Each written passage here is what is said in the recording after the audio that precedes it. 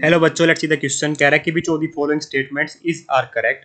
पहली स्टेटमेंट कहता है कि when a Lassaigne's solution is heated with dilute HNO3 cooled and AgNO3 solution is added, a yellow precipitate partially soluble in NH3 और NH4OH indicate the presence of iodine। तो देखिए बेटा, जब हम लेसेंजर सॉल्यूशन जो लेसेंजर टेस्ट होता है उसमें जब हम आयोडीन की डिटेक्शन करते हैं तो ये बातें सारी सही लिखी हुई है कि येलो पीपीटी बनती है, सही बात है बेटा। और हीट किया जाता है डाइल्यूट HNO3 के साथ, फिर कूल करके AgNO3 सॉल्यूशन के साथ ऐड कर दिया जाता है।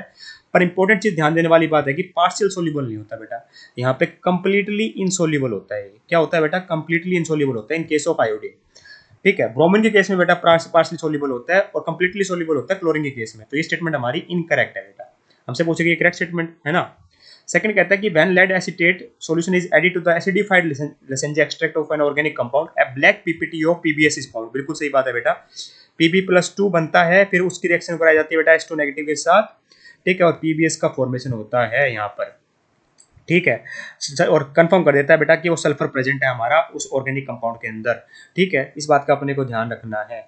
H2 नेगेटिव कहाँ से आया बेटा? मेरा Na2S का फॉर्मेशन होता है जब हम सोडियम फ्यूजन एक्सट्रैक्ट बनाते हैं स्टार्टिंग में। तो इसका मतलब ये स्टेटमेंट भी हमारी परफेक्टली करेक्ट लिखी हुई है। ठीक है, हमसे करेक्ट प्रोसेस को टिक करेंगे।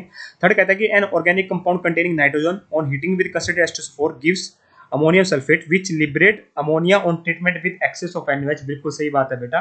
हमारा कोई भी ऑर्गेनिक कंपाउंड इसके अंदर नाइट्रोजन होगा, अगर उसको हम हीट करेंगे कंसंट्रेटेड H2SO4 के साथ तो अमोनियम सल्फेट बनता है जो NH3 को लिबरेट करता है, जिससे हम क्या करते हैं बेटा? नाइट्रोजन का एस्टिमेशन करते हैं बाय ट्रीटिंग, है ना।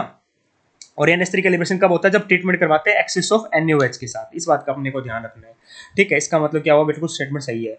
फोर्थ कहता है कि the molecular mass of non volatile organic compound is determined either by Dumas method और बाय विक्टर मेथड। देखिए बेटा, यहाँ Dumas method estimation of nitrogen के काम आता है, पहली बात तो। दूसरी बात, विक्टर मेरे मेथड बेटा मेरा वोलेटाइल ऑर्गेनिक कंपाउंड के लिए होता है, ना कि नॉन वोलेटाइल के। तो ये स्टेटमेंट हमारी इनकरेक्ट है। तो सेकंड और थर्ड स्टेटमेंट परफेक्टली करेक्ट है। I hope you got the answer. Thank you so much.